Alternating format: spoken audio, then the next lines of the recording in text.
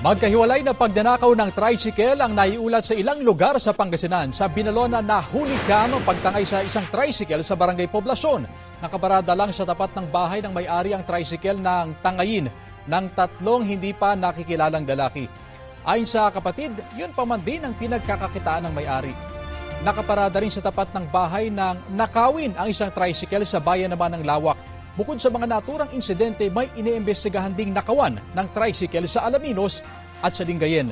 Paalala nila, maaaring maglagay ng alarm sa mga sasakyan o iwasan ang pagparada nito sa madilim na lugar.